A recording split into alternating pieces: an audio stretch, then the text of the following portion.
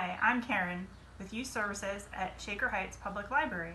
I'm here today to show you a fun, quick experiment that you can do with things you probably already have in your house. So what you're going to need for this is some white vinegar,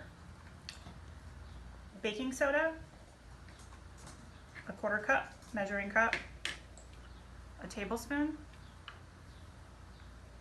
a bottle. You can use glass or plastic. I'm using a plastic bottle. A balloon. I used this piece of paper to get the baking soda inside the balloon. So it's already set up. And then a funnel. So what you're going to do is you're going to fill up your balloon with a tablespoon of the baking soda, which I did already beforehand. I had somebody help me with that. So you'll probably need a grown-up to help you with that part. So then the next thing you're going to want to do is take your vinegar and you're going to measure a 1/4 cup.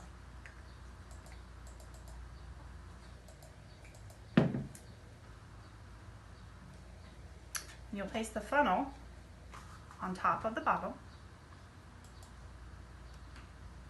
and pour the vinegar in. Just be real careful. The funnel is helpful so you can get it in the bottle because the top of the bottle is pretty narrow. So the next thing you're going to do is take your balloon and you're going to stretch the bottom of the balloon over the top of the bottle, like so. And then you're going to leave this on the side at the beginning. So once you're all set up, you're going to take the balloon and you're going to lift it up so the baking soda goes into the bottle. So you'll see what's happening. This is a reaction that's happening right here. It's the baking soda combined with the vinegar creates carbon dioxide, which is a gas. The gas is trapped inside the bottle, so it has no place to go. So it comes up and fills up the balloon.